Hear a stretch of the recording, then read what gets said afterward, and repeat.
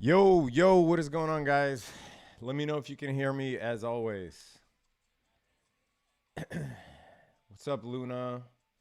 Marnie, David, Sergey, Mike, Regine, what's going on? Gunmetal, what's going on, man? Time to play Guess What? Oh, man. Ed says, time to play Guess What t-shirt? Guess what t-shirt Z is wearing? I say in and out. No, man, it's like this old school Lacoste shirt. But yeah, here and ready to go. Yo, what's going on, guys? All right, let's just wait for a few people to join. I'm gonna send it out actually in the Discord. 1 second. Let me put it in there. I'm live now. Click the link above. All right. What's going on, guys? John, what's going on? Lieutenant Dan, great name. What's going on? Is TTD a reopening play? I answered this in the Discord. Actually, you know what? Here, let me switch my view from this beautiful Bitcoin background here. All right. So yeah, I answered this actually in the Discord. What did I say? I said that TTD is not really a reopening play, but TTD is, I said it is a buy the crash on an earnings overreaction on a growth stock that's about to split. No brainer under 500. So glad we got into TTD at 500. Currently it's doing really well. Let's see what TTD is currently trading at actually, and then we'll get into the main topics for the day. But TTD currently trading at 538, up almost 6% today. So yeah, we picked this up for under 500, which was a no-brainer. But why don't we get right into it? Morning, boss man. Azad, hello from the other side of the world. What's going on? This is Julie. All right, his full name is Chipotle with guacamole. Yes. Buenos dias, Maybelline. What's going on? All right, so let's get right into it. So as you know, obviously, crypto. We'll start with crypto, but as you know, Bitcoin took a dive yesterday. Now, what everybody wants to know, obviously, is the bloodshed over? Is this temporary? Well, people who are asking that are probably newcomers to crypto, which is perfectly fine. But just know that this type of volatility is expected, and everybody wants an answer for, why did Bitcoin crash, or why did crypto crash? And there's all these conspiracy theories about manipulation and whatnot. And to be honest, at the end of the day, this is a market. Yes, there are certain catalysts. There is manipulation in every market, but to applaud every time that you make a good trade on crypto, or to applaud, every time that the market rallies, and then cry manipulation every time it tanks, that is really, honestly, childish and pretty reductive. Yes, there's manipulation, but that's not the whole story. If you look at on the Discord, I posted this almost a month ago. This was April 20th. If I can find it, I'll show you. But I posted this on April 20th, saying that Bitcoin was looking toppy, and based on the historical indicators, because obviously I've been in crypto for a long time. But based on the historical indicators, it looks like Bitcoin is on the verge of finding some resistance. This was my post from April 20th. And Bitcoin at this time was trading at 57,000. And I called out a gap between 24K and 26K. I also said that the weekly MACD on Bitcoin is undefeated. Every time the weekly MACD flashes bearish, we have seen a drop in Bitcoin. That's when the Bitcoin crash happens. Now, I'm not going to sit here and tell you I knew exactly when the crash happened. Nobody knows. Oh, thank you guys for the super chat. Alex, oh, just saying thanks for everything. Because, okay, the last time that I did a live stream, I completely ignored, not on purpose, obviously, but I completely ignored the live chats because, you know, I'm not, I don't do enough of these to know what to pay attention to. So I promise that this time I will not ignore the live chats. Obviously, you guys don't have to do that. Thank you guys so much, but you really don't have to do that. But if you guys do, I will pay attention to them this time. So I will not be ignoring you. But anyway, this was April 20th when I said this, right? Bitcoin was still trading at 57,000. And I said that the weekly MACD is undefeated and the MACD was starting to look bearish, right? So because of that, well, the smart money, what they do in crypto, no, they don't have a nuclear button and they don't have it out for your specific portfolio. But the smart money does look at these same things, whether it is based on the algorithms that they have or whether they have experienced traders behind the desk or a combination of both. And yeah, they do look to quote unquote dump on the retail traders. But is it more so that they're looking to take profits, or is it because they have nefarious intentions, right? At the end of the day, these people are in it to make money, and you should be too. Whether you're long-term or short-term, that's a different story. But you should be looking to take profit as well at some point, or at least looking to make money. You don't have to exit the market. You can stay in it for the long term. But my point is that people want to rush to conspiracies every time their portfolio is down. And it's not a conspiracy if I called this out a month ago and saying that it was looking toppy and that the weekly MACD was about to turn bearish. It's not a conspiracy when a group of whales decide that, hey, maybe we should sell this, right? That's what they're in it for. This is a market. At the end of the day, Bitcoin holders or Bitcoin traders decided to create marketplaces for these things, right? Early on, we had exchanges like Mt. Gox, Bitstamp. Right now, you have obviously Binance, Coinbase Pro, KuCoin. So if we want to participate in these things, then you have to accept the parameters of the market. And at this stage, whales are going to look to take profits when they see things like this. Not only was the MACD turning bearish, there was huge bearish divergence. And again, this was called out a month ago. So, you know, shy away from these conspiracies that say, hey, you know, this was planned a couple days ago. They just wanted to fuck us. No, the indicators are the indicators. The chart tells the entire story. Anyway, that is my rant on Bitcoin. So everybody wants to know whether the Bitcoin crash is done. Unfortunately, well, here, I'll give you two scenarios. So the bounce from the 300-day moving average, this historically is a dead cat bounce level, meaning that we've had bounces off of the 300-day moving average, and it looked like we were going to recover, and then we ended up crashing some more. Case in point, Ryan says, just another thanks for what you do. Appreciate you, Ryan. Thank you so much. Thank you for the super chat. Again, you guys don't have to, but thank you guys so much. The audio is good. Yeah, the audio is good. I just bought a new sound card too, so turn it up. But my point is, for those that have been in crypto for a while, and I'll get to you guys' questions about stocks, crypto, whatever. So let me just finish this piece of analysis real quick, and then I'll get to you guys, okay? But when we dropped from 20K in 2017, 2018, the level that we actually bounced from when everyone thought we were coming back was the 300-day moving average. And we went up all the way back up to around 12.5K before tanking months later, and everybody who was in crypto knows this, to $3,000. So my point is, this 300-day bounce does not mean we are in the clear. Now, here is the optimistic scenario, right? The optimistic scenario is that if you bought Bitcoin every single time that it was oversold on the one day, just open up the one-day chart and look at Bitcoin's 13-year history or whatever your chart goes back to.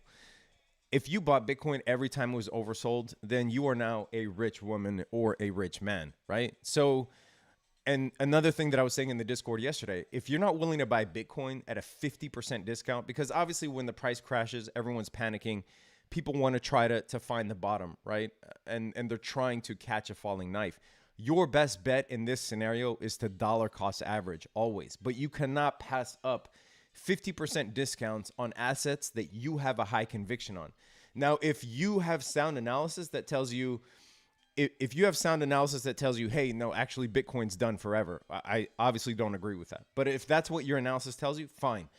But if you have high conviction on any of these things, Bitcoin, Tesla, Palantir, whatever, AMD, if you have high conviction on those and the market is giving you a 50% discount, then pardon my language, but what the fuck are you doing not buying, right?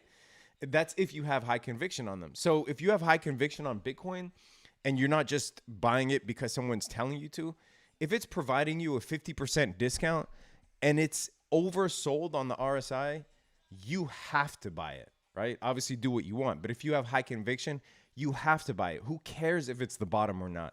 It's a 50% discount. If it drops lower, you can buy some more, but you will likely in the future not have an opportunity to buy it at this much of a discount. So that is my rant. Okay, let me get to some of your guys' questions. Did I miss any super chats besides the ones that are saying thank you? And thank you guys for that. No, I don't think I have. What's your motivation song playlist? Dude, my music tastes are all over the place. Like I love Cuban, I love Mexican merengue, I love 90s grunge, I love psychedelic rock from the 60s. I'm obviously a huge hip hop head. It really depends on the day. All right, let's get to some of the stocks or crypto questions. Thank you for all the hard work. Do you get enough sleep? You're always online. I've never been a huge sleeper, honestly. I sleep as long as I need to. And then once I'm up, I'm up. So, can you explain how hedging exactly works? Okay, this is a great question. Maybe with an example. Okay, so a hedge is exactly what it sounds like. If you are expecting the market because it's showing signs of toppiness, as we've seen, let me just pull up the S&P, for instance.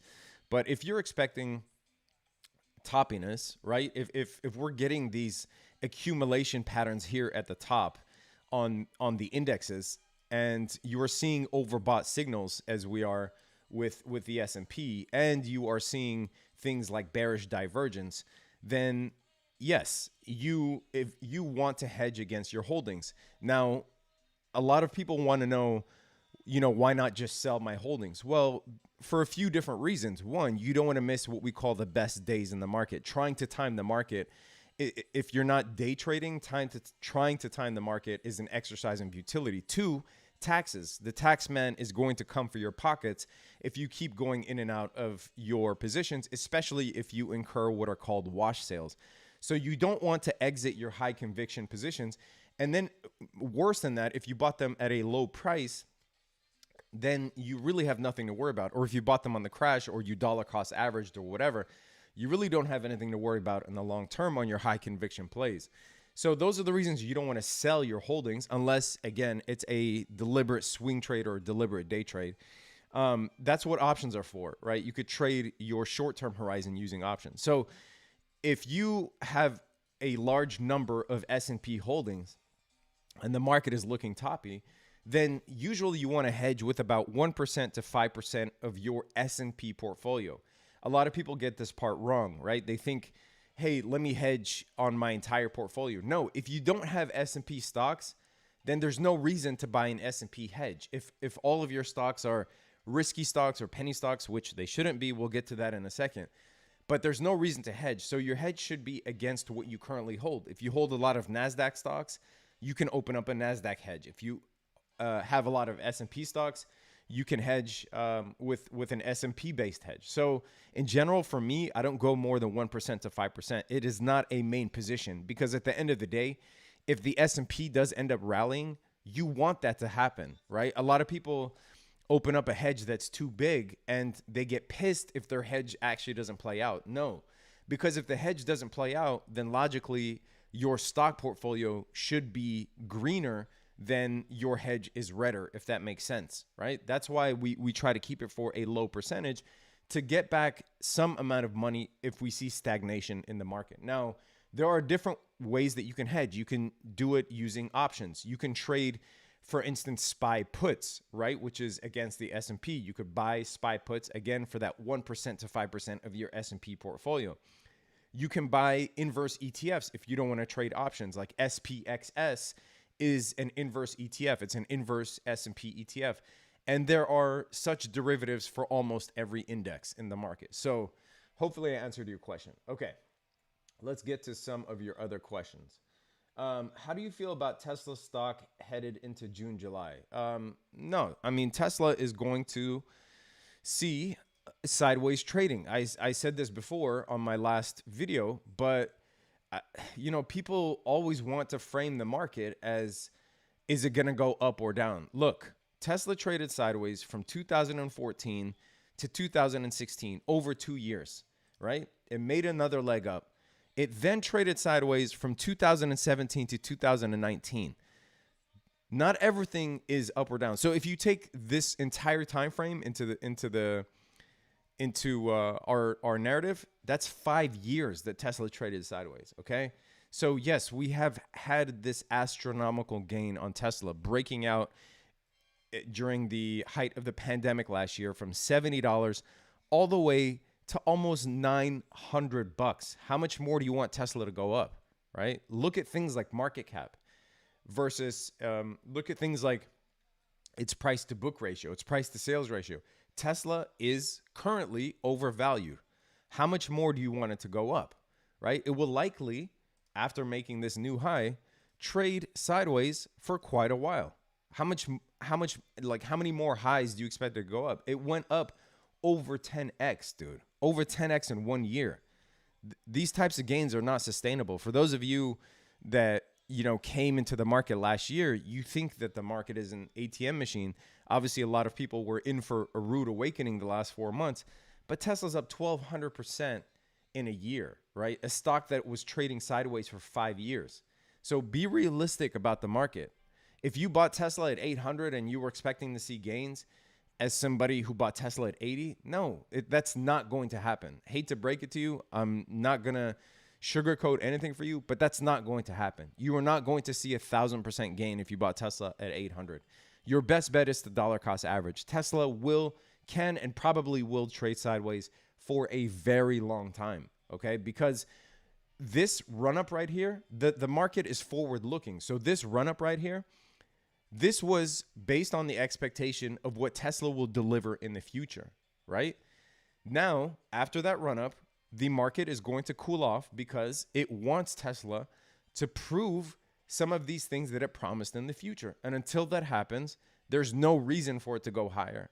So if it doesn't mean that you can't have a high conviction on Tesla, just set your short-term expectations. You're not going to see this anymore, right? This is not going to happen until the next next phase in its future offerings, right? If it starts expanding more into other things such as green energy or solar or battery storage or whatever, level 5 autonomous driving, it needs something historic for it to continue a climb like this. All right. Let us see. Rude awakening, spot on, bro. Yeah, exactly. Bingo analysis. Okay, let's take a look at bingo. And guys, yeah, leave your suggestions in the chat. So bingo currently, and we bought calls on bingo. It was just a YOLO earnings play, but we bought calls on bingo and closed them for 140% within a couple of days. But it was just because usually the way that the earnings are in the market, if you see a stock, regardless of what it is, tank, and it tanks towards earnings and it's sitting at a support level towards earnings, and that stock still has a lot of hype around it, then yes, you could make an educated, managed size gamble using call options, which is what we did. We made 140% on bingo.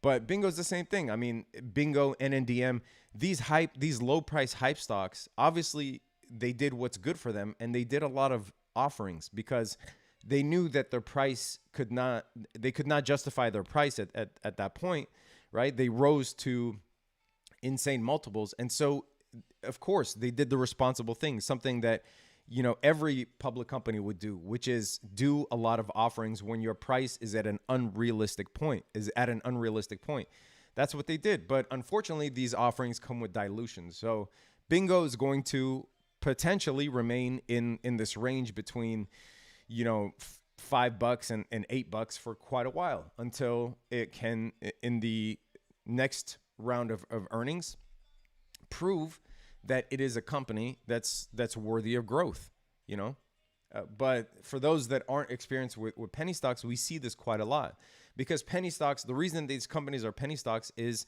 there's a lot of hope, but did I miss a super chat? Oh, shit. All right. I'll get to your super chat, Apprentice Degen. I promise not to ignore them. Again, you guys don't have to, but thank you. But what was I saying? Yeah, but the reason that they're penny stocks is because there's a lot of hope for their growth, but they still haven't proven anything. And we've seen a lot of penny stocks that break out and go back down to becoming penny stocks. So Bingo did the right thing. NNDM did the right thing. They have to do offerings. Unfortunately, that does drop the price for retail. But as public companies that need money to grow, they have to do offerings at the ridiculous multiples, right? So that's where we're at with Bingo. Okay, if I buy a put, let me get to Apprentice Design's question. And then Gabriel, sorry if I mispronounced your name, wants a Palantir analysis. So we'll get into that. All right. And then NA, what are some good reopening stocks? I've talked about this quite a bit, but I'll get to those questions in a second. If I buy a put and it expires in the money, what determines the value? Is it all intrinsic, extrinsic, due to theta running to zero? No, if theta runs to zero, there's no more time value left in the put, right? It's all intrinsic value. So if you buy a put or a call for that matter, basically your break even is the strike price in the matter of a call. Your break even is the strike price plus what you paid for the call. A lot of people ignore that. When you buy a put, your break even is the strike price minus what you paid for the put.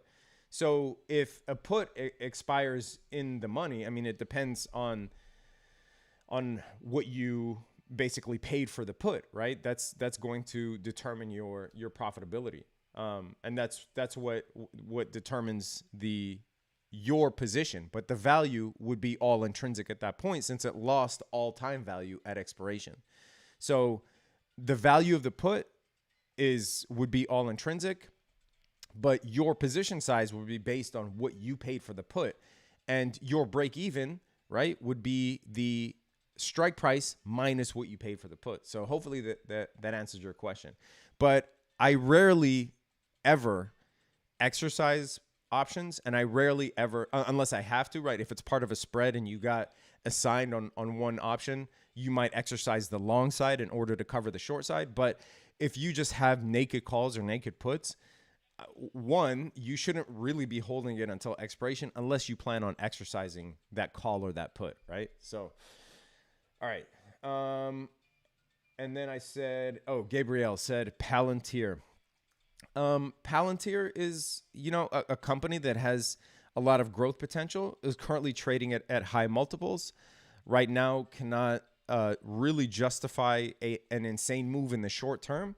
But yeah, I mean, in the long term, it has potential. I mean, you can just look at its, and and I want to talk about Coinbase in a second. Aunt Kathy's been buying Coinbase like crazy.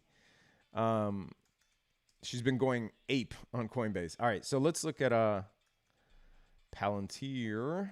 The reason that I'm pulling it up here is because I want to show you their growth. Actually, their growth looks really promising. If you look at the revenue growth year on year, yes, this company's been in operation as a private company for about 17 years before going public, right?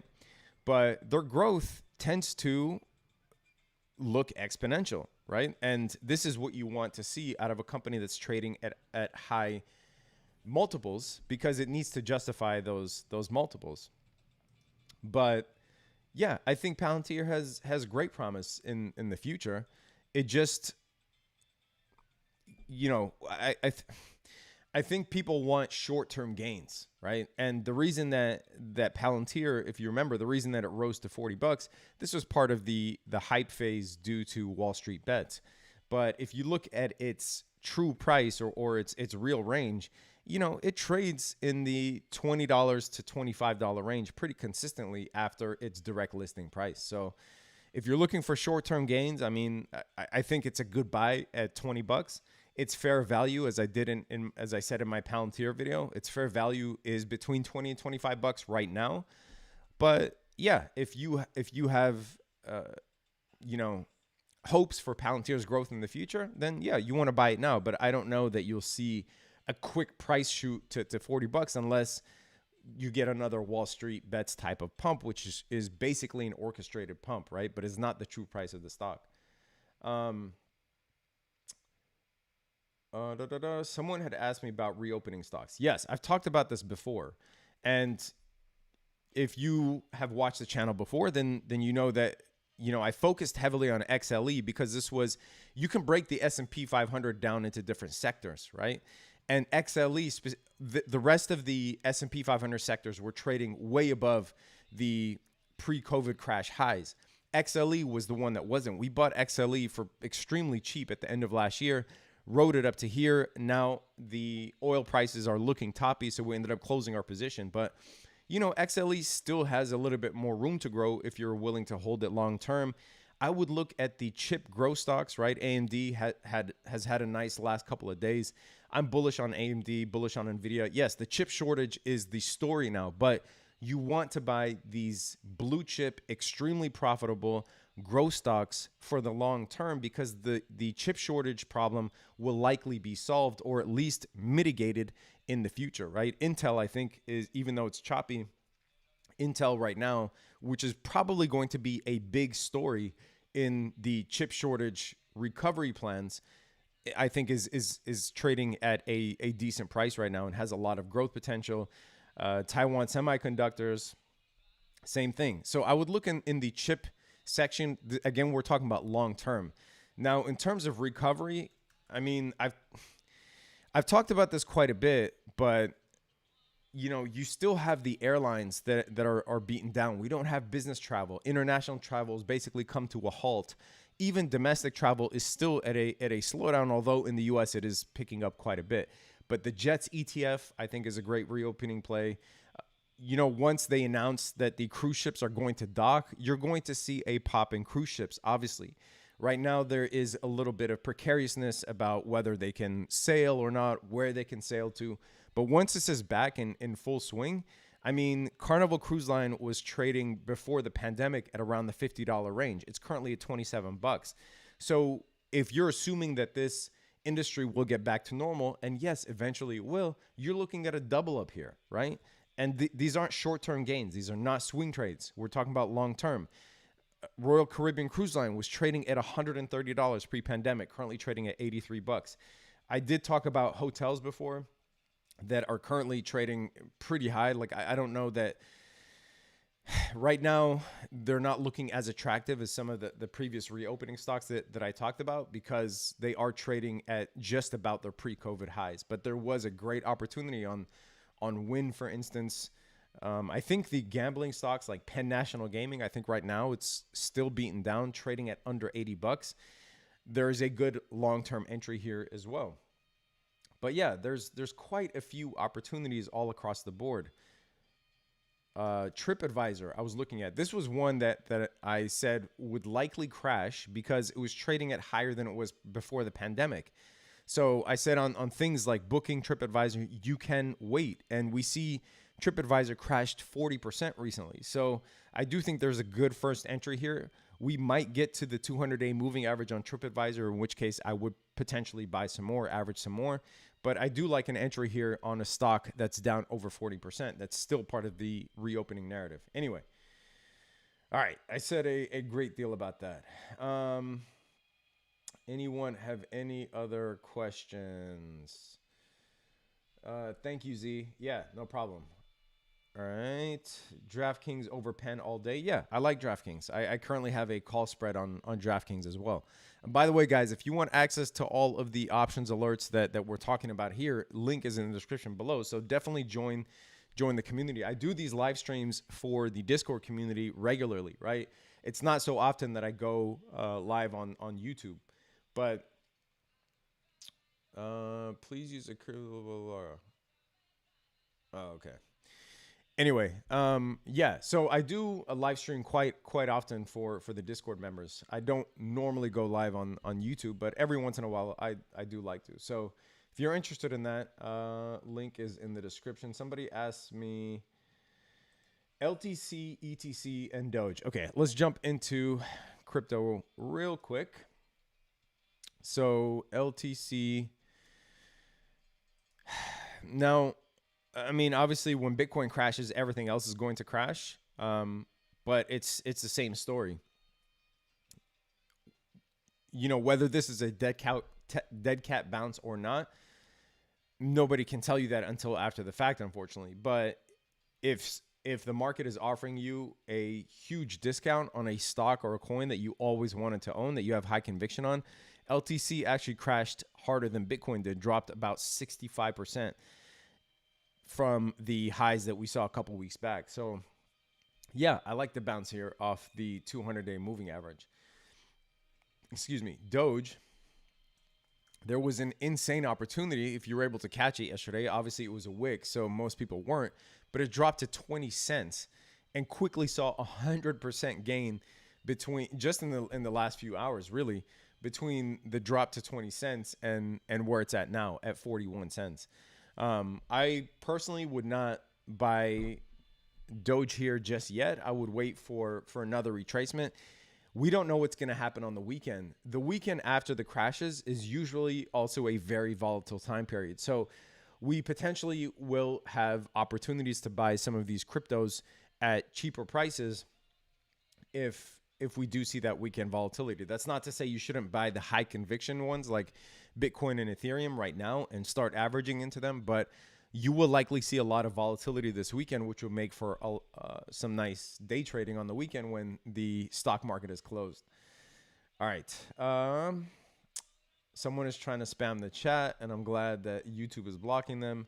They're trying to spam the chat with their coins, but you guys can't see it because I can see it here, but you guys can't see it because it's blocked. All right. Thoughts on Cardano versus ETH long-term investment? I don't like these one versus the other. You know, they both move in conjunction with Bitcoin. So yeah, I don't like to play these either or games, honestly. And I personally think that the price of cryptos has nothing to do or very little to do with whether their blockchains are used by, you know, Fortune 500 companies or whatever, right? Like, for one, the large scale tech companies already build their own blockchains. There's no reason for them to use Cardano or ETH or whatever, right? I'm talking about the public companies. So Amazon, Facebook, etc., Microsoft, they're building their own blockchains. You know why? Because it's easy for them to. Blockchain technology is not hard for an experienced developer to build. It's actually very easy. Creating an Ethereum token is also easy, right?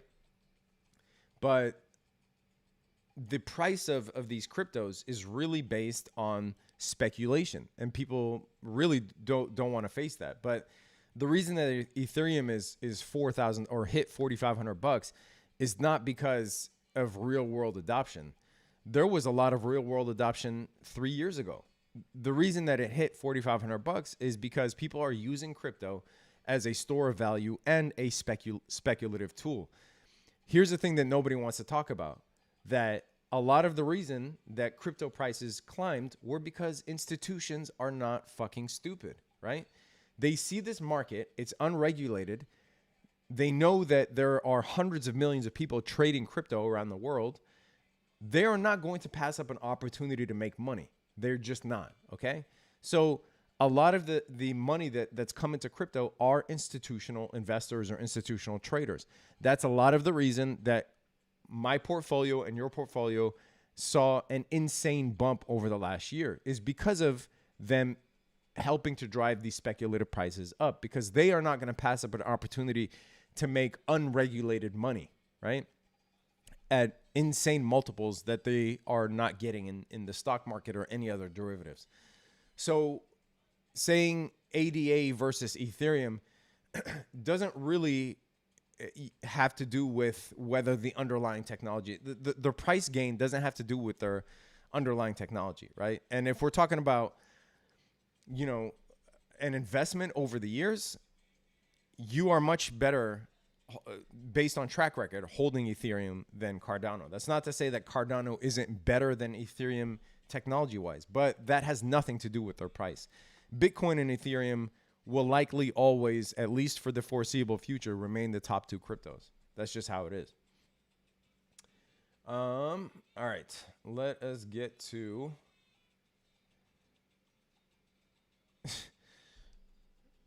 so much fucking spam in the chat, dude. Kim Jong-moon. Yeah, okay. Guys, don't buy that coin.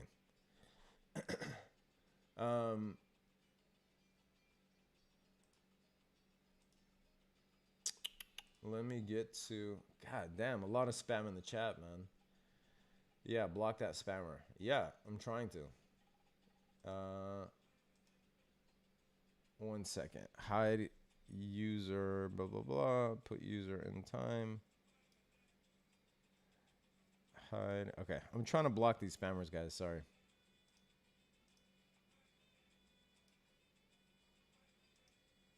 One second. All right. Michael, stop being a dick, dog. Stop spamming this shit. All right. Jesus Christ.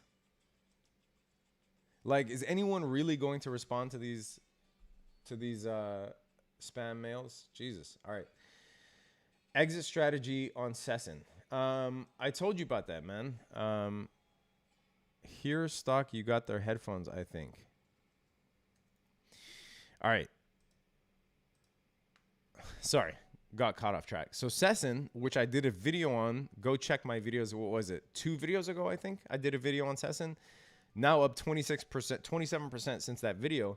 And what I was saying about Sessin was we are waiting on the FDA approval, which has a deadline of August 18th. We could get approval anytime before that. So watch out for that catalyst. It will definitely be a sell the news catalyst, right?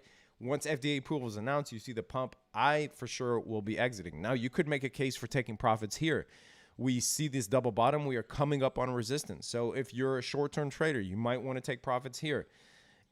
You know, if you manage your position appropriately, then you could afford to hold and wait for that FDA approval. But we hit heights on Sessin already of 355. So we have a lot more to go, and potentially will be higher if we get that FDA approval. So up to you if you're long-term or short-term.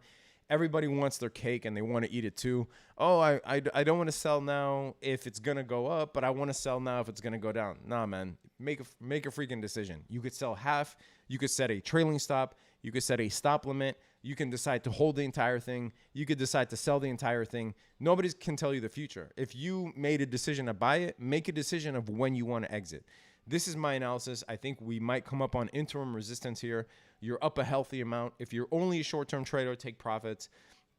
If you want to, you know, stay in this for the potential home run, I personally think that FDA approval is likely based on FDA approval of Keytruda, which Sessin actually, Vicinium has better results than Keytruda. And if Keytruda got approved by the FDA, I think it was last year, I think then Vicinium has a really good chance on or before August 18th. So that's what I'm waiting for. Do what you will. All right. Omar Al-Hashimi, what do you think of VetChain? Thank you for the super chat. Did I miss one? Ah, shit. All right. So I'll get to William and I'll get to Omar. All right. So William said first. Again, thank you for the super chat. What's your thoughts on EEM with other country currencies moving up? Are you talking about this ETF here? Not sure if this is what you're talking about. you might want to be more specific in your question next time, but not sure if you're talking about this specific one, this specific ETF. Let me know in the chat.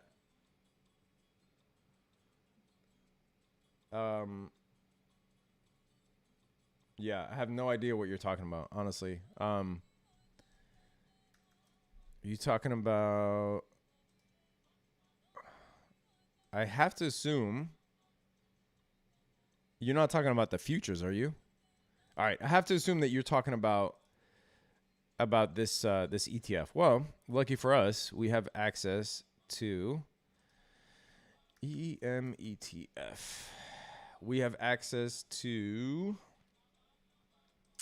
ETF.com, and we could see what is in this. Hopefully you're talking about this because this is the emerging markets ETF, right? And so if you're talking about other countries' currencies, I have to assume that you're talking about this.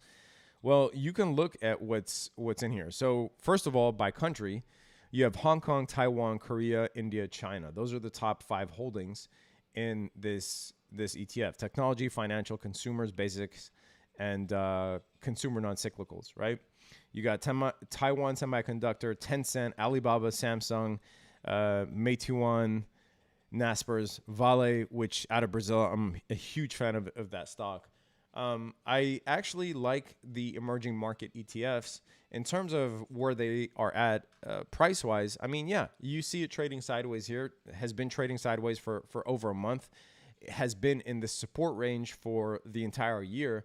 I think this is a great long-term hold that also pays a dividend, currently paying about a 52-cent dividend.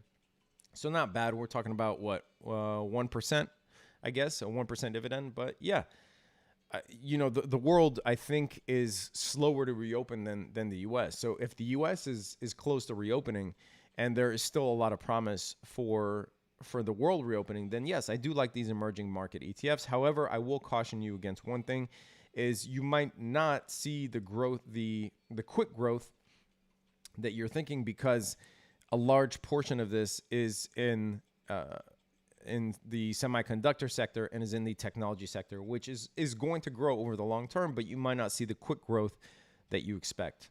So if you're looking for quick growth, then you might be better off trading some of the reopening plays that I talked about before. But yeah. All right, let me get to the other super chat. Vinay Kumar, no question, just sends a thank you, Vinay, for the super chat.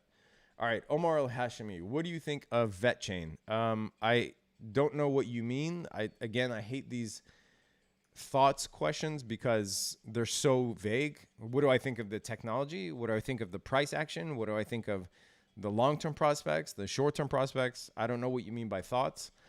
So I'll just apply my own definition to it. But yeah, same thing, dude. Long wick, just like Litecoin, Ethereum, Bitcoin, they all follow Bitcoin's price. They all follow Bitcoin's price action.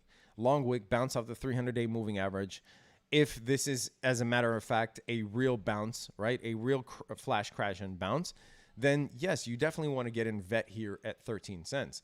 If this is a dead cat bounce on Bitcoin, which unfortunately nobody can tell you, I think you have to wait a few more days, potentially a few more weeks, to see if this is a dead cat bounce on Bitcoin. Again, not an excuse for not buying Bitcoin. You still, when Bitcoin gives you a 50% discount, you should still be buying it. But if this is a dead cat bounce for Bitcoin, then it will be for the rest of the market too. Another thing you might want to look at is trading against BTC as opposed to trading against USD. And the reason is because we are seeing Bitcoin dominance drop, right? If you look at Bitcoin dominance, you'll see Bitcoin dominance currently drop below 40% for the first time in, for the first time in 2 years, over 2 years maybe. This is insane. Bitcoin dominance is right now below 40%. The last time this happened was the last time it happened with a crash was in May 2018, which wasn't a great time for crypto, because we did see a dead cat bounce followed by that crash.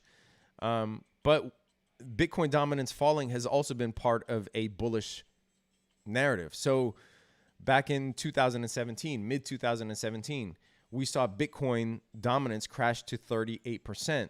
But this is when Bitcoin eventually went from $1,500 to $20,000 6 months later. So unfortunately, we don't know definitively what narrative is going to play out. But when Bitcoin dominance is low like this, you do want to take a look at potentially playing against the Bitcoin pairing as opposed to the USD pairing. So, all right. Another super chat. Let me get to it from Ray Tai. Thank you for the super chat. Good morning, Z. Is banking still a good buy? Yes. And here's why. Although if you look at the banking sector of the S&P 500, which is XLF, another sector that we are invested in, yes, it is creating all-time highs right now, right? It has surpassed its pre-COVID highs. But the reason that banking is a good buy right now, even though we could see a drop, but the reason, and we might see a drop when the economy takes off, right? Because I think that will potentially drive bond yields low, or at least keep them lower and keep the interest rates at bay. So you could see a drop to maybe the 50-day moving average or below. We could even test the 100-day moving average. But the reason that it is valuable for the long term is because there's no way the Fed is going to escape having to raise rates in 2022 or for sure by 2023, okay? That is a certainty. When the Fed raises rates, who's going to benefit from that? It's going to be the banks, right? All of the mortgages, the mortgages that they sign are now going to be more expensive. All of the credit that they hand out is going to be more expensive. All of the corporate credit that they hand out is going to be more expensive. So the banks are going to be the true winners of that, although the rest of the market might tank or will tank if the Fed just says the words raise, right, or raising in terms of rates, you're going to see the market crash, right?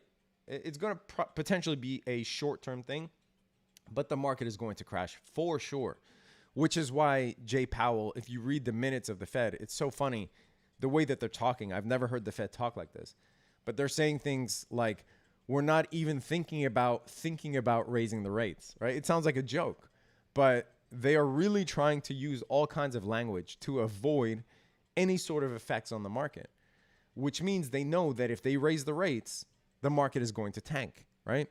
But the true winners in that are going to be the banks.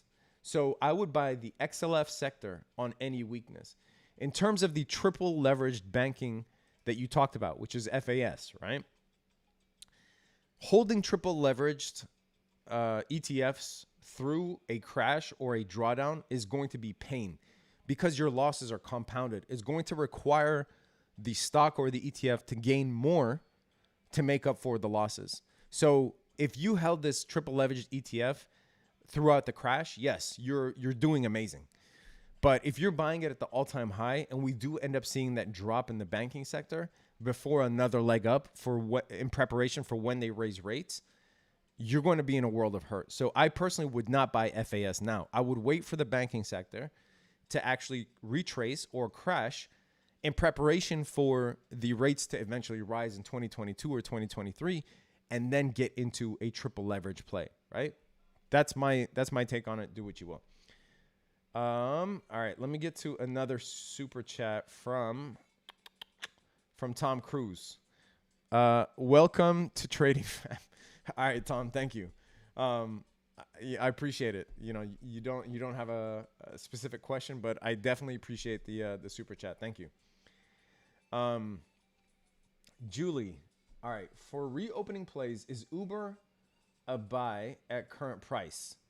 Very good question. And right off the top of my head, I can honestly tell you that Uber is a buy on weakness. I did a video on reopening plays. Whatever last video I did on reopening plays, I included Uber. I think it had dropped to below the 200-day moving average, and it was oversold for the first time since the pandemic crash, right? And the MACD was starting to turn bullish, as you see here. So yes, Uber is definitely a buy for the reopening. If Uber hits $65 and the economy wasn't even reopened yet, right? Then for the reopening, imagine when people are visiting concerts and bars and restaurants and movie theaters and sporting events, right? For all of us who don't want to deal with parking, or those of us who live in maybe cities with public where people don't typically drive, like in New York, for instance, right? A lot of people take Uber. But my point is, of course, it's part of the reopening play. And Uber was currently sitting at support that it saw since November 2020. So for me, Uber is a buy on weakness for sure. They are actually having trouble finding drivers, which is insane. But they're having trouble finding drivers because people are still making quite a bit of money from the stimulus checks as well as the unemployment. So, of course, if they're making more money sitting at home, why would they drive for Uber? But I think it is definitely part of the reopening story for sure. Hey guys, how can I get full access to the Discord? Sign up using the link in the description. If you're having problems, email me or message me on the Discord or whatever. All right. When are you having a beer with Tom Nash? Trip Nation asks. I don't even know where he lives, to be honest. I'm currently in LA. Obviously, aside from the pandemic, I travel quite a bit. But yeah, I don't know if he's in LA or if he's near. Yeah, for sure, I would have a beer with him. Seems like a good dude. I said this before. I like the guy. Seems like a good dude. So yeah, I don't know. If anybody knows where he lives, let me know. And yeah, I'll definitely reach out to him. And who knows, we might even live stream the beer. Johnny Darko, Z, I really appreciate your knowledge, wisdom, and even your vocabulary and speaking voice. Even when I'm struggling to follow your advice, it's still a pleasure to listen to you. Thank you, Johnny. Thank you. I really appreciate that. It humbles me, honestly. Can you please check my super chat? Yeah, I did. I didn't see a question there, Vinay. It didn't show me a question. It just showed me here. I'll show it to you. Oh, you sent. Okay. This must have been the second one that you sent. Sorry about that. Okay, Vinay Kumar, Bumble stock analysis. Again, sorry about that. All right, so if we look at Bumble,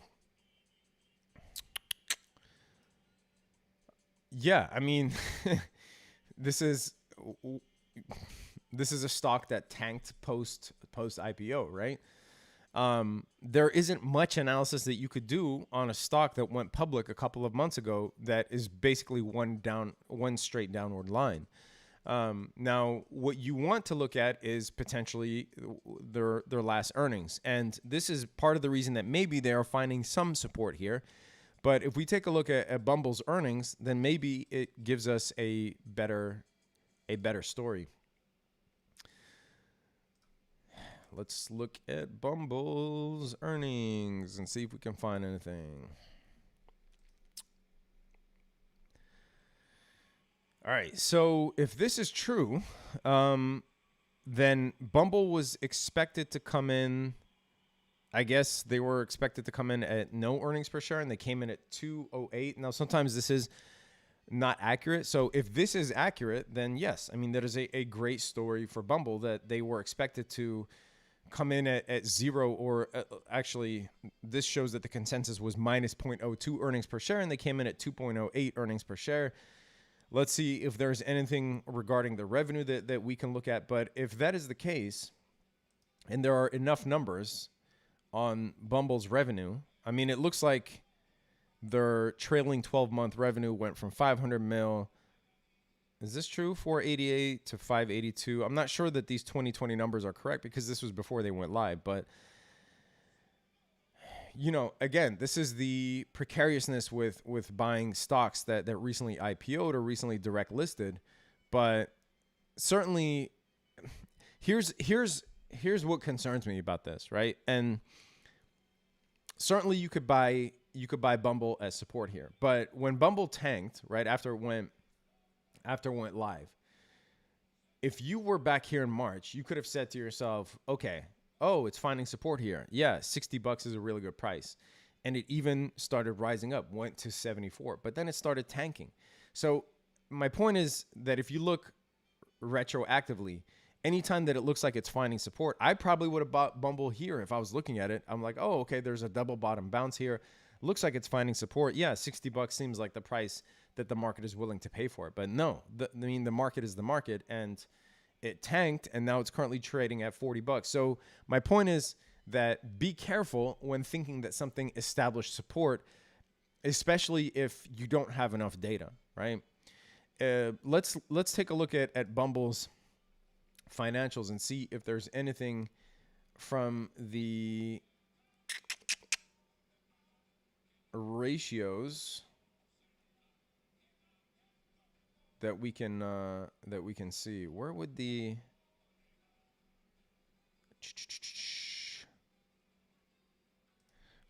ratios be on here?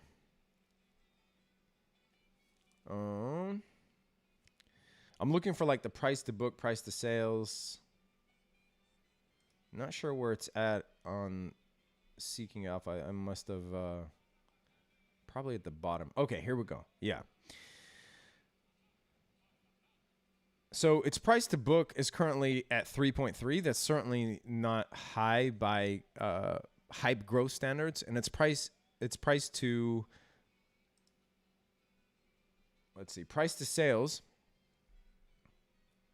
currently trading at 6.51. Price to book currently trading at 3.17. For reference, Tesla's currently trading at 21, right? So certainly by hype growth standards, that's not that high. And if you look at the sector median, based on where Seeking Alpha thinks Bumble's sector is, that's currently around 2.72. So it is trading at around the sector median, meaning that in conjunction with the fact that it seems like it's finding support currently, you could make a case for entering in here. But again, just because it's finding temporary support could be a precarious situation because it has done that multiple times before and faked us out. So yeah, but certainly better buying at 39 than 60. All right, let's see if I missed anything. Please check the Luke indicator. Shout out to Luke. Shout out to Luke in the Discord. I bought some coin stock. Yeah, I mean, buying it now after Bitcoin crashed 50%. The fact that Bitcoin crashed 50% and coin dropped, coin only dropped yesterday, 6%, and now is back up 5%.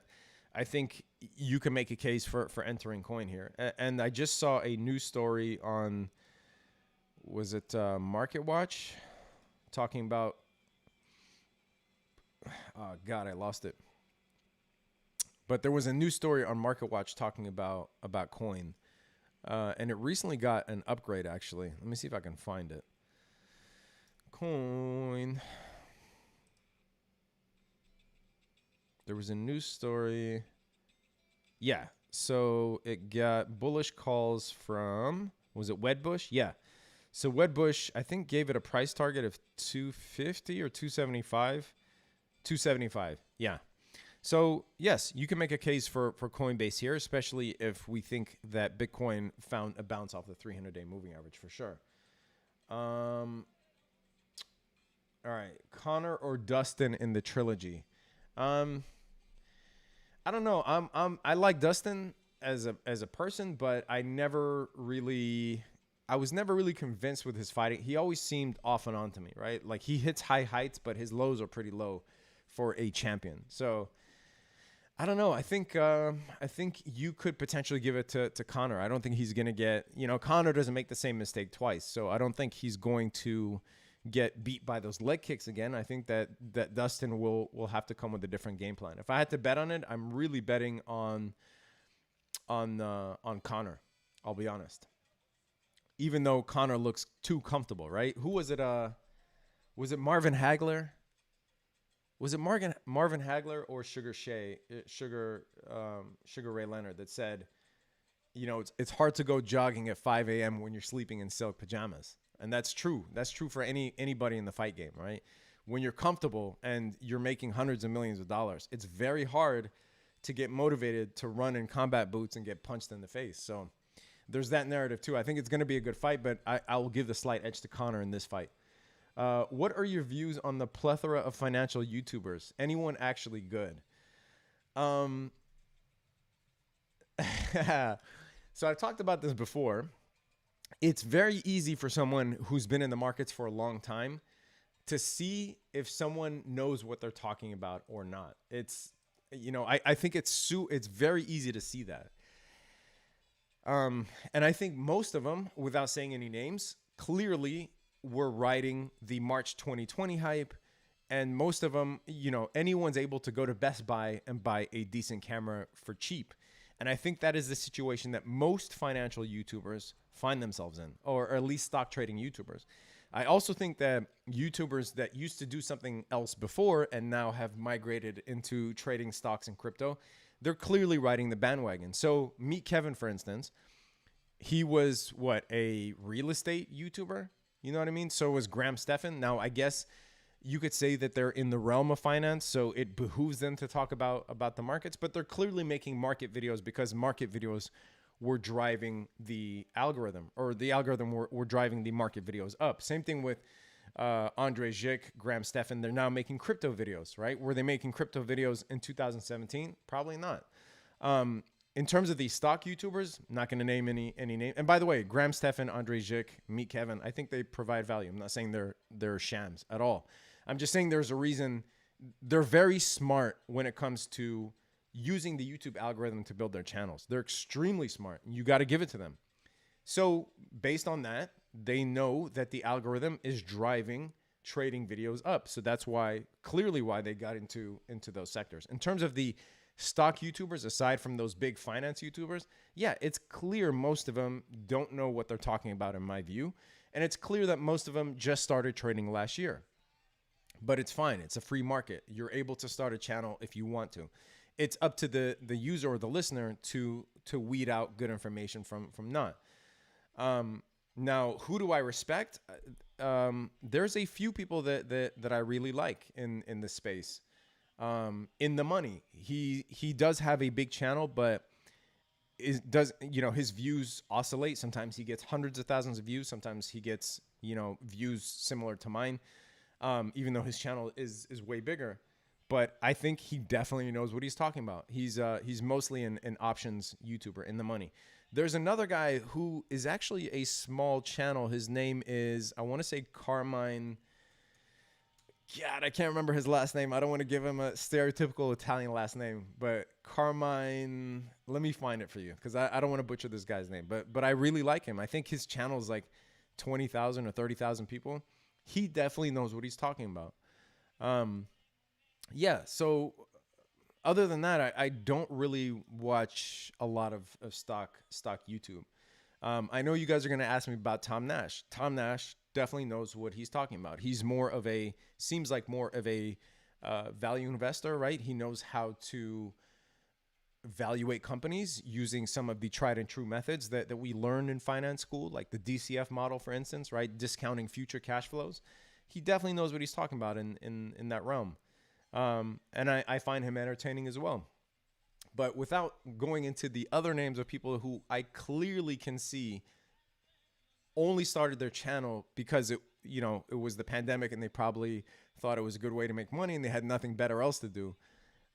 It's very clear for someone who's been in the markets for a long time to tell whether someone knows what they're talking about or not. So that's all I'll say about that. Okay.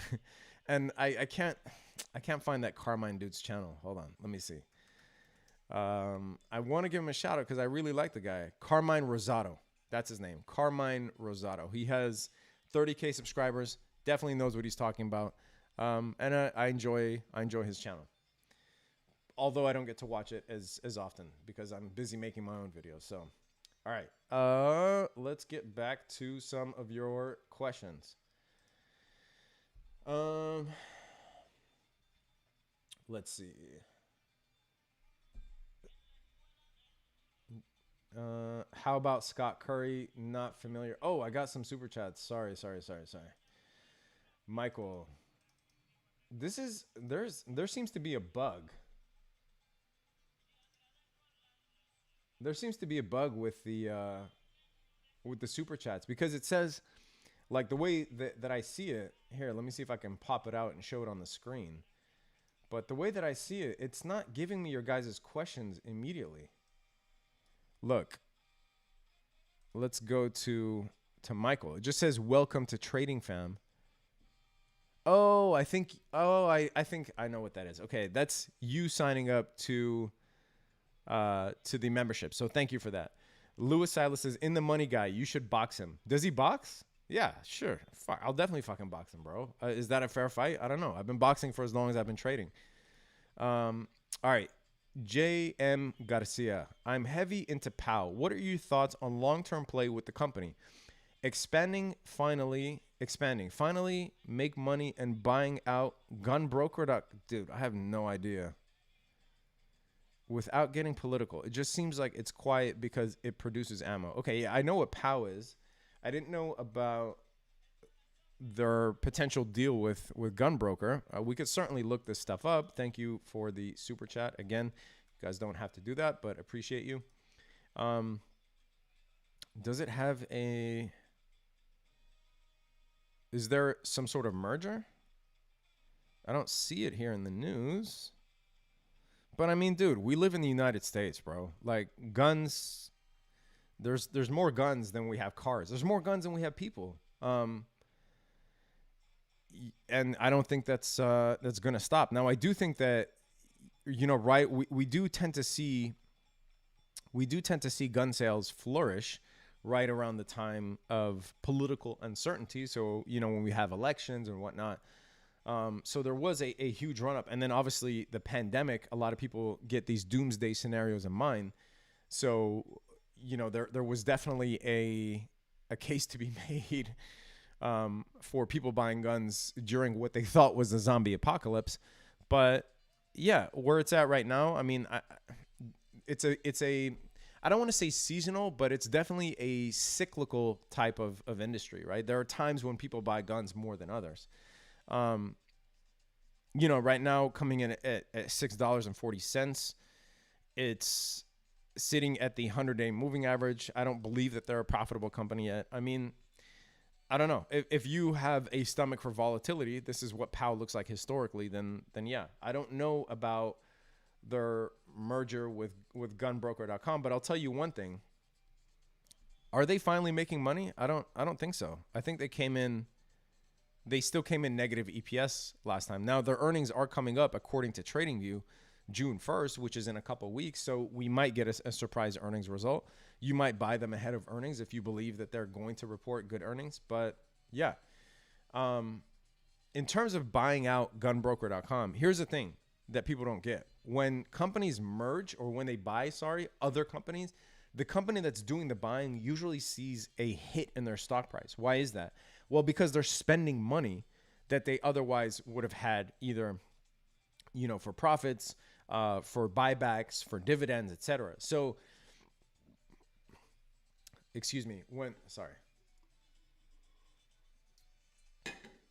So when companies spend money to buy other companies, that's why their stock price usually takes a hit.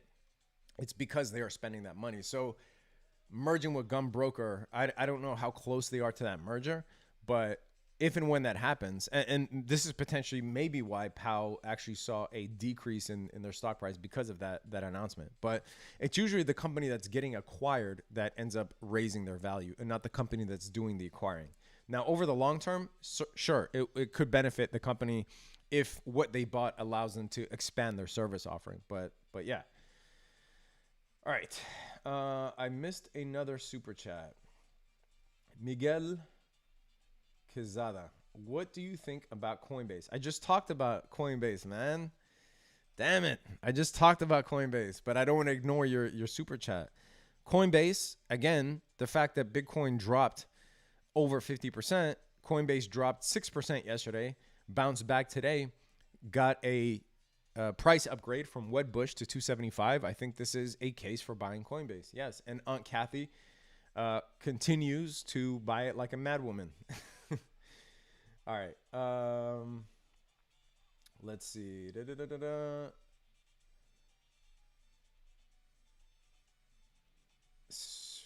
So weird as an Australian to hear you talking about guns nonchalantly. There are no guns here. Yes.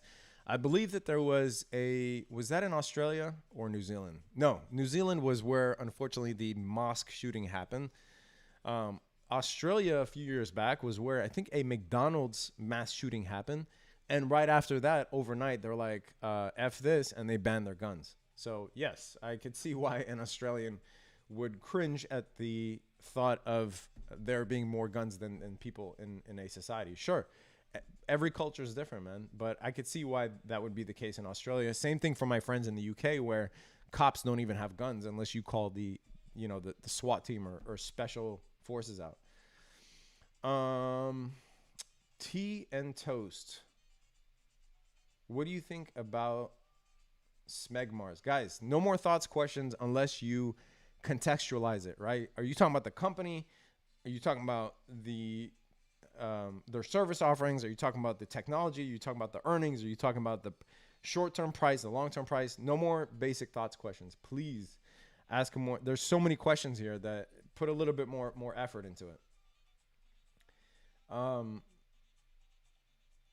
How do you feel about altcoins such as SafeMoon and SHIB? Those are clearly meme coins, right? Again, crypto is unregulated, and that comes with good. It also comes with a lot of bad. Those are meme coins. Doesn't mean that you can't make money off them. They're likely part of pump and dump groups because they have low volume. You can make money off of them. It's still legal to make money off of them. But yeah, they're meme coins. I don't know what else you want me to say. Are they Bitcoin? No, they're not. What do you think about gold and silver? Guys, please, no thoughts, questions. I mean, that just removes all context. I don't know. What do I think about gold and silver as what? A long-term hedge, a short-term play on the ETFs, transferring your cash out to gold and putting it under your pillow? I don't know what you mean. Please put a little bit more effort into the question so that we make the discussions a bit more fruitful, guys. Yeah, I mean, gold, I bought GLD when it tested. It actually it bounced off of, I wish I caught the bottom. I did not. It bounced off of the middle of the channel, broke above the mean line, and now we broke above the descending channel. Clearly, gold is breaking out. Clearly, people are now returning to this as an inflation hedge. And yeah, I think you missed a good, if you're not in gold, you missed a really good price rally, but sure, it has a lot of potential, especially going into 2022 and 2023. GLD hit a high of 194 on inflation fears last year. So imagine what it would do when rates are raised and when inflation actually hits us hard next year and the year after. So yeah, I like it for a long-term play. I personally, I do have some physical gold, but it's a lot easier for me to buy gold ETFs that are backed by physical gold and physical silver. I think there is more upside in gold than there is silver. I think silver, we bought silver, I think $12-13 last year. Looks pretty toppy here. I think there's a lot more upside in gold and silver right now. All right. Would you be able to live for your trades without doing YouTube and Discord? Colin asks. Of course. And the reason is not so much the trades. I mean, you guys see my options trades. You have full transparency to them, right? They're all here. You see the earnings plays that we do, as well as some of the long-term plays that we do, but they do have a high risk of return if you know what you're doing. All of the options plays, again, are there. If you're not part of the Discord, then you don't know what I'm talking about. But if you want to see the options plays, join the Discord. But you see all of the options plays here. So certainly, yes, if we're talking about that. But moreover, and I'll give you a much better narrative here that doesn't have to do with so much speculative plays or with speculative plays so much. But I've been in the markets for a very long time, right? And I always get asked this question. When did you know that you can make money off trading? Well, just like everybody else, I had a corporate job. Just like everybody else, I was dollar cost averaging in the market. However, in 2008, let's go back to 2008. So in 2008, 2009, I was 7 years into a software career, and I was single, had a bit of money, right? When the market crashed, I took that as an opportunity because I'm old enough to remember the dot-com crash, right? But I didn't have any money back then. I was just a college graduate, no money. Yeah, I bought some stocks, but nothing really to make a dent in my future gains, or nothing to really significantly bump my future gains. Oh, thank you guys for the super chats. I'll get to it in 1 second. But bought heavy on the 2008 crash, right? So if you look at stocks like Apple, stocks that I bought back then, Apple, Amazon, and if it's not that hard to pick stocks, guys. Like a lot of people on crashes, I mean, a lot of people want a lot of direction as to what stocks to pick. Look, here's a test. If you have a kid or you have a nephew or niece or whatever around you, ask them to start rattling off brand names, right? What are they going to tell you? Apple, McDonald's, Google, Coca-Cola, right? These are brand names that they're very familiar with. Nike, stick to those. If your kid or a kid who's around you can name brand names, then most likely those brand names are blue chip companies, okay? And in this case, a kid will probably say Roblox, which is probably a good buy for the long term as well. But anyway, in 2008, if you look at Apple, pre the splits and whatever, Apple was trading at $3, dude, okay? $3. So if you're talking to somebody who had the opportunity to buy heavy on previous crashes, there's an unfair advantage there, right? They're making money just off of dividends. They're making money every year just off of growth, right? So Apple, what was the 1,000% gain, the thousands of percentage points gain from 2008, 2009 to now? Apple gained 4,400%, right? So somebody that's been putting a lot of money in the market for a very long time is obviously going to have an advantage over you. That's why there's a saying that says time in the market beats timing the market. So put all of the options trades aside, which is a skill just like basketball, just like golf, just like chess, requires a lot of time, a lot of practice, and it is frustrating along the way, but if you stick with it, you'll get there. But put that aside. If you are talking to someone who's like, yeah, I've been building a portfolio for 20 years, of course they can make money off of trading, right? In this case, not really trading, but investing. You can make money just off of the dividends, enough to live, right? Let alone make enough money to sustain an income, sure. But I love teaching. I love making videos. I love running the Discord. And obviously, yes, there is an amount of money that I make off that too. It is another income stream. But could I certainly make money without those things? Of course, because I've been in the market for a long time, right? I'm not saying that I'm a genius. It's time in the market. So that's why I try to get people to buy crashes, like the March 2020 crash. If you guys been following my videos, the Discord, we bought heavy into these companies into some of these companies that I'm talking about, right? And those that just bought last year are sitting pretty. So imagine you're talking to somebody that bought in 2008. Imagine you're talking to somebody that bought in 2001, right? So time in the market beats timing the market. All right, Rob, can you do a quick explanation of leap calls and how you like to play them? Yes. So a leap is basically a long-term call. That's all it is, right? It could also be a put, but that's a lot rarer, right? You really have to know what you're talking about if you're going to be buying a long-term put on a company that you think is going to be bearish. I believe Michael Burry, parts of the puts that he bought were long-term, were actually leaps. But a leap, and I did a whole video on it. There's a whole free video on it. Search for the Traveling Trader leaps, and you can find it, right? But you're basically buying a long-term call option, usually 6 months or longer in advance. You're also, in terms of how to pick the strike price, right?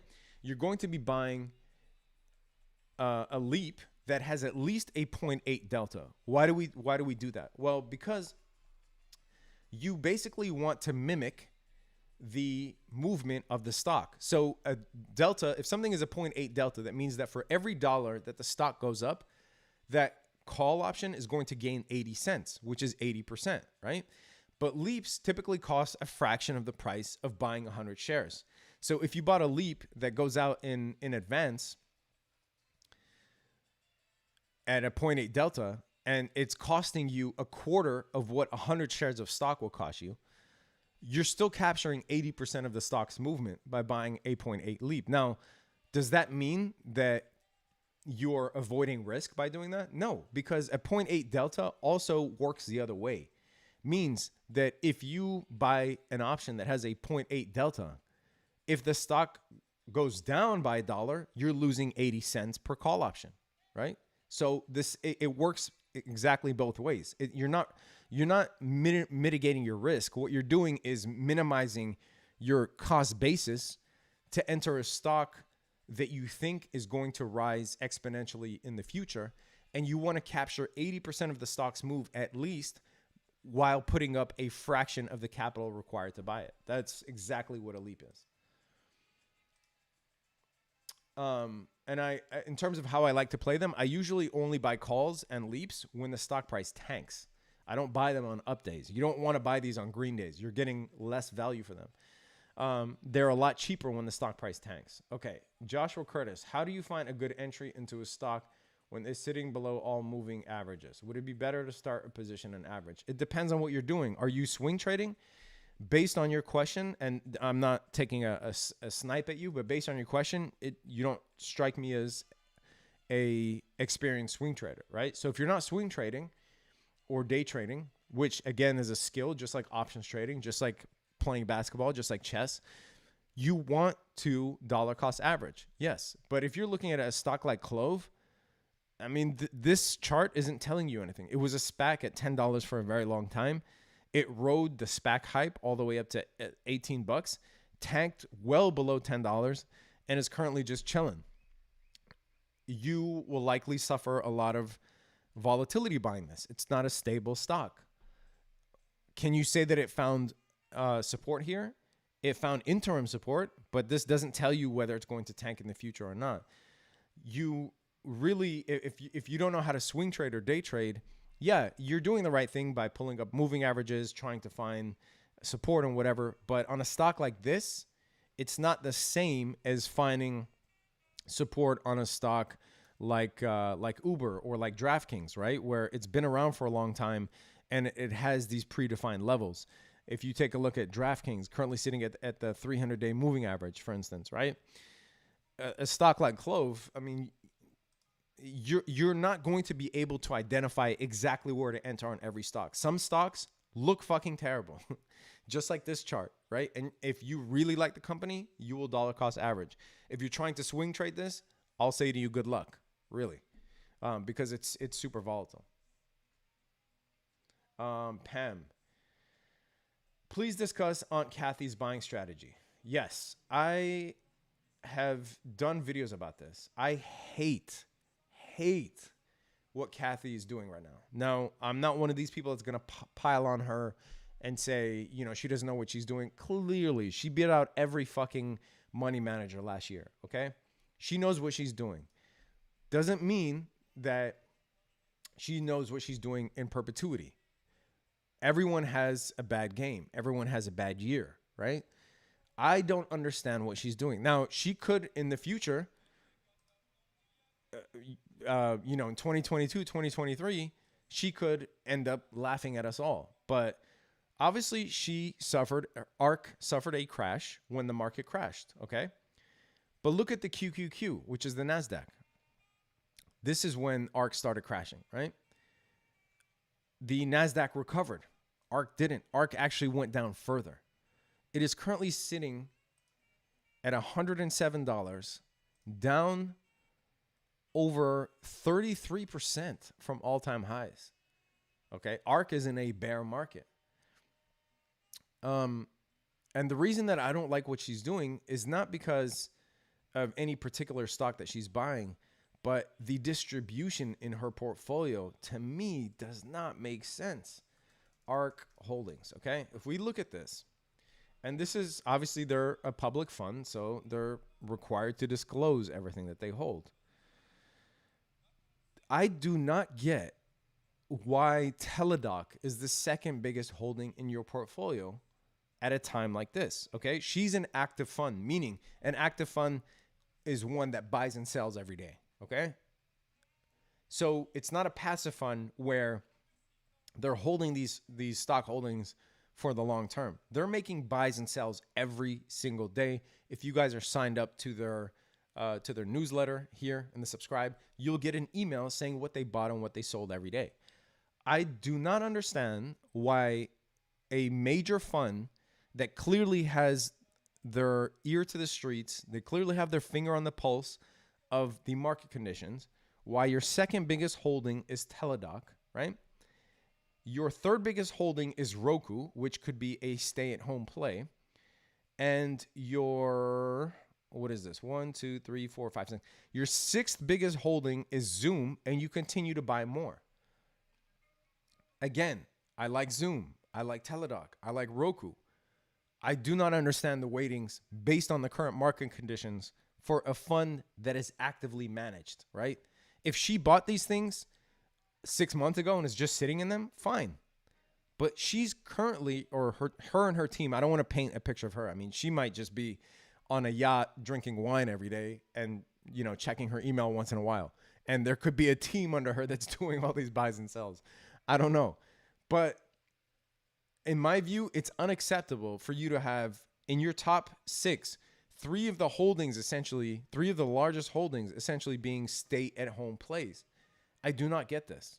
So that's why I'm saying I don't like the distribution in the portfolio. If she decides to hold Zoom and Teladoc and Roku, fine. But at 6%, almost another 6%, and 4% does not make sense to me whatsoever. So that's what I'll say on that. I've also said it in the Discord, Pam. I believe you're in the Discord, but I've also said that I would much rather rotate out of ARK into QQQ, especially after we dropped and we hit that 10% correction on the NASDAQ. I would much rather just hold the NASDAQ. To me, the distribution in the NASDAQ looks a lot better than what ARK is currently doing. So, Linda, Z is the real Zaddy. He bought the dip in 2008 and 2020. Oh, how old is Z? How old do you think I am, Kelly? You tell me. How old do you think I am? You look way younger than you are. Probably because I still listen to a lot of hip hop and it is in my vernacular, right? So I might talk like somebody who's younger than I am, but yeah, let me know. I won't lie to you. So guess and I'll tell you if I'm younger or older than that. Julianne, do you like Fastly? If yes, what is the entry price? Okay. I do like Fastly at a certain price. I believe that they are still tied to TikTok pretty heavily. I thought that they would get bought out by a company like Microsoft or Cisco or Oracle. Not the case, or not the case yet. There's still a chance that they could get bought out. Currently oversold, sitting at long-time support, going all the way back to June 2020 at around $40. If you take a look at their earnings, they're still not a profitable company. They came under, even though their EPS was expected to be negative, they still came under that. I do like them. You want to look at their growth story, right? When you're trying to evaluate, when you're trying to evaluate whether you should buy these stocks for the long term, you do want to look at the growth story and see if the company, even if breaking news, Bitcoin reverses lower on Biden administration plan for IRS enforcement. Oh shit. All right. Julianne, 1 second. I swear to God, I will get back to your Fastly question. We definitely have to take a look at this. I apologize. I promise hold that thought, okay? Hold that thought. Bitcoin reverses lower on Biden administration plans for enforcement. All right, let's read this. This is breaking news, by the way, guys. This came in live. Cryptocurrencies pose significant tax evasion risk, says the Treasury. Among the proposals to strengthen compliance would be a requirement that any crypto transfers over 10K be reported to the IRS. Okay, we've been paying fucking tax on crypto forever. Not really news. Bitcoin is down about 3K on the report, now trading at 39.6K. All right, so trading, bouncing around where it bounced from when we hit that 300-day moving average. The news is part of a broader Biden plan to raise $700 billion in revenue over the coming decade by stepping up IRS scrutiny of Americans, including doubling the size of the IRS workforce by hiring 87,000 additional employees by 2031. Reporting of the crypto transfers would be set to begin in 2023. All right. So one thing, before we get into the crypto aspect of this, I'll say this. The reason that the government is trying to raise taxes, or I guess, yes, they're trying to raise taxes, but the reason that they're trying to collect revenue is because these motherfuckers printed so much goddamn money that it is going to make it hard for the future generation, for those of you that have kids and nieces and nephews. They're going to be in a world of hurt because they're going to have to pay higher taxes for the shit that we did now, okay? Now, I agree with helping people during a pandemic. As a matter of fact, we probably should have helped them more, especially small businesses. But there was no accountability of where the money went. It was just, hey, here's a random amount of money.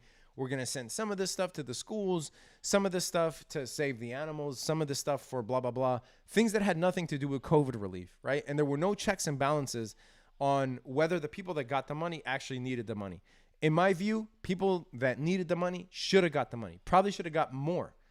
But there were no checks and balances to the amounts of money that were printed. So now the future generations are going to have to pay a shit ton in tax in order to make up for that.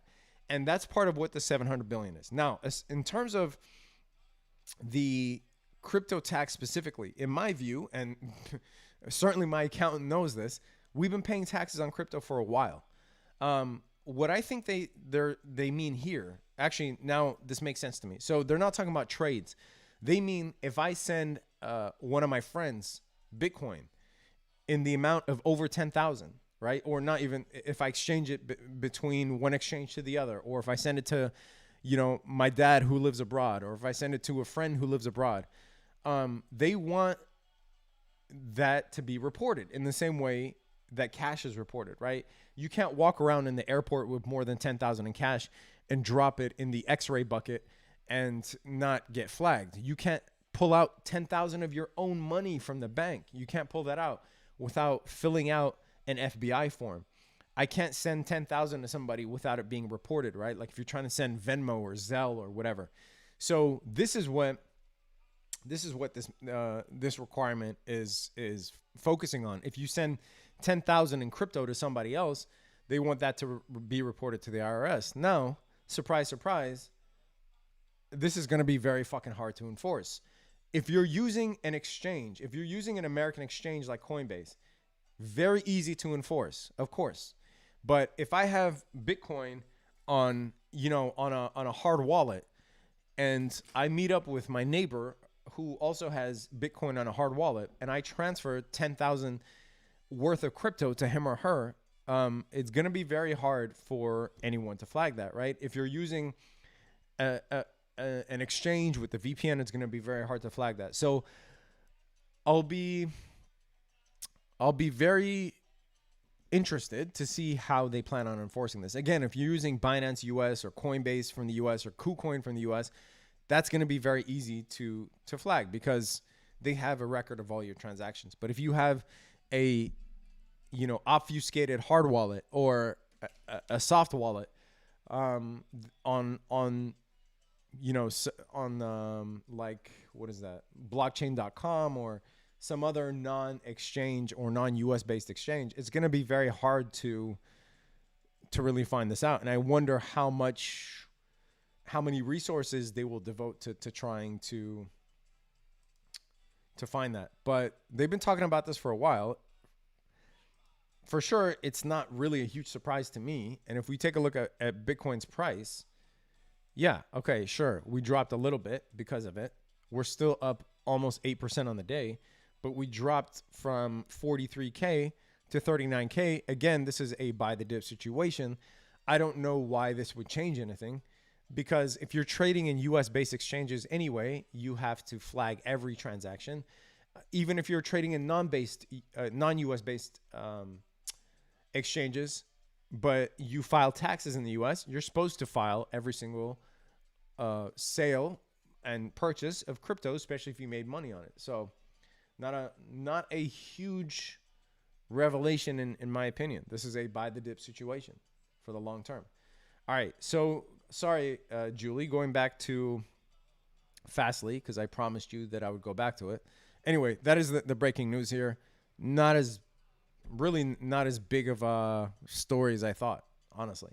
Sure. Okay. So what? They know that if you're using a US based mechanism, if you transfer more than 10K in crypto, they know that anyway. But they're saying if you send it to a friend, you're accountable to report that, even if it's off of an exchange or whatever. But this is the shit that blows my mind. If I had a bag of cash right here and I went to my neighbor and I was like, yo, I'm going to give you 15K in cash, nobody's going to know that, right? Nobody's going to know that. So to me, this fundamentally doesn't change anything, right? Anyway, Fastly. Okay. So let's look at Fastly's growth. So if you look at Fastly's growth, yeah, I mean, they went from 2019, 144 mil a year, trailing 12 month in revenue. Actually, let's look. Do we have their forward? Do we have their forward numbers? No. Okay.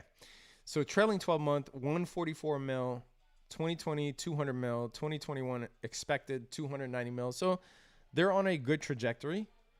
So if you are looking for a long-term buy, I mean, Fastly was trading at over $130 at their height.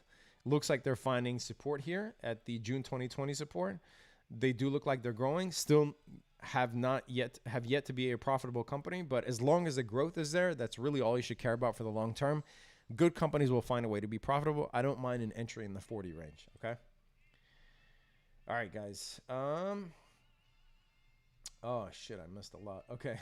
People are throwing numbers out there. 38, 50. No, you don't think I'm fucking 50 years old, you fucking liar. 70. No. I'll get to your questions in a second. Let's see. 38, very close. 40, very close. 42, no, that's over. I'm definitely not 42. But obviously I told you when I graduated, and I told you when I've been, when I was in college, when I started investing, etc. But I also graduated at 19. So yes, I'm close to 40. There you go. Not over 40. No. And definitely not in my 30s, and definitely not fucking 50. Thank you. All right. Let's get to some of these questions. What do you think of the techno? I already talked about VeChain. I don't think that corporate partnerships mean anything. We've heard about these corporate partnerships going all the way back to 2016, 2017, for those of us that have been in crypto. Oh, XLM is going to work with McDonald's or BMW. Oh, Wabi is working with Nike or whatever. They don't mean much because big tech companies build their own blockchains. Partnerships are just probably exploratory and or hype. We've never seen a crypto partnership happen in a mainstream service offering. Okay. And if I'm wrong, name one. All right. Adriano, must you own 100 stocks of stock X if you're selling a call put and lose on the trade? All right. You're mixing stuff up, Adriano. Isolate your question. To sell a put, you don't need to own 100 shares of stock. Okay. You're selling what's called a cash secured put. It is secured by your cash. That is it. Okay. You just need the amount of cash necessary to buy 100 shares of stock. You don't need to own 100 shares of stock. Selling a call, yes, you're selling what's called a covered call. You do need to own 100 shares of stock. Well, you don't really. I mean, but you have a chance of getting liquidated if you don't.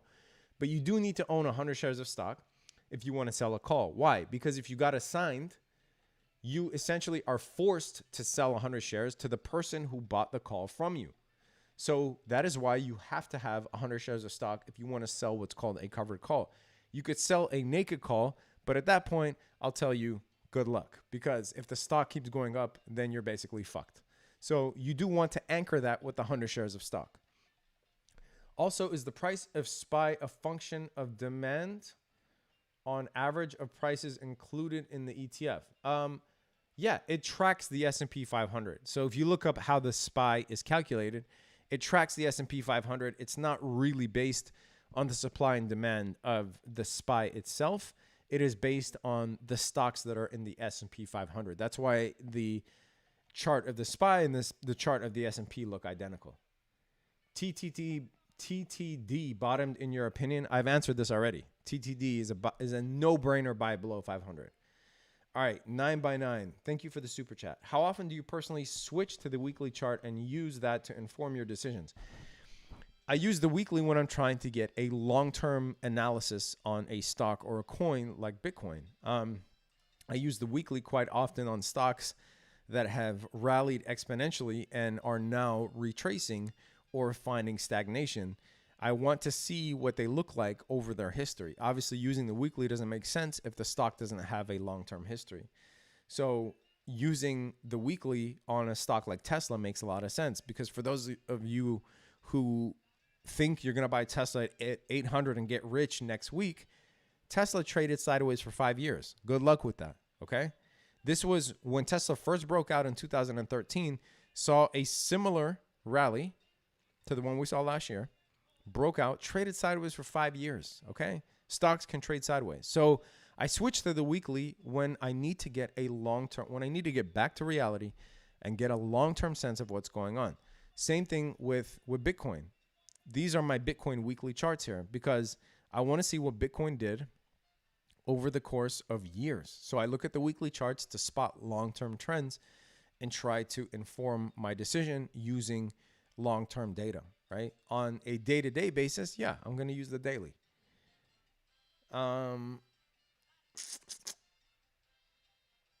Word weird, Teledoc sucks. Okay. Reza, what are your thoughts on S4KHN, who's a user in our Discord? I always say S4Con because that's what it looks like to me, but he's a funny dude, been around for a long time, good guy. Panicky, has the emotions of a person riding a roller coaster on an acid overdose. That's how I'll describe him to you. All right. I think I'm going to end it here. How long have we been going? Let's see. I don't know. How long have we been going, guys? An hour and 40 minutes? God damn. All right. I got to get back to trading, guys. I got to get back to trading. Okay.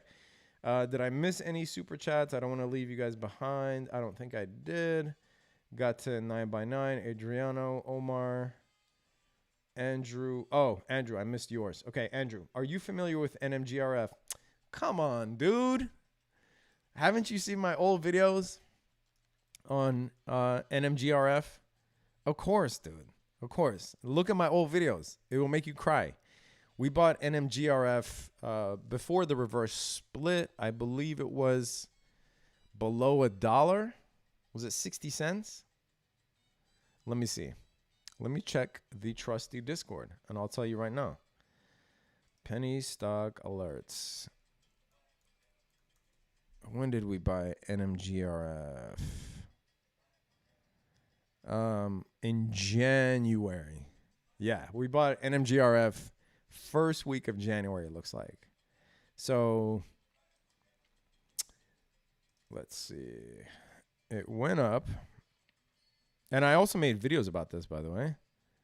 But I think we bought it around here. So, yeah, I mean, it's up like 153% since we entered NMGRF. Yes, I like it. However, as I said, this is not, in my view, the atmosphere for low cap stocks.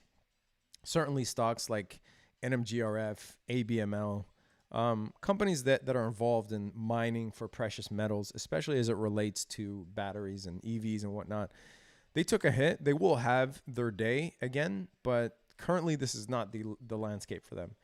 I personally sold out of my NMGRF stake as we dropped from these highs. It had a stop limit, exited. If you're still in it from the alert, you're still up around 150%. But I don't think it's the I personally don't think it's a time for low cap. Now, yeah, I mean, you could keep a certain amount of your portfolio in them. But for me, I'd rather rotate into more quality plays right now. And when it is the time again for risk on assets, the market will let us know. And I could trade penny stocks a bit more heavily. But I haven't been trading penny stocks for months, to be honest. All right, guys. I don't think I missed any super chats, but I got to dip so that I can catch you guys on the Discord and send out some alerts, guys. So see you guys on the Discord for those of you that are there. Dude, look at your trade. Which trade? Stop live streaming. Are you talking about a specific trade? Okay. I'll look up my trade. All right, guys. Peace. Thank you for joining. Catch you on the next live stream. I appreciate every one of you. I appreciate you guys for joining. I appreciate the super chats. Appreciate your questions. Thank you for tuning in. Love you guys. Stay safe out there, traders. Peace.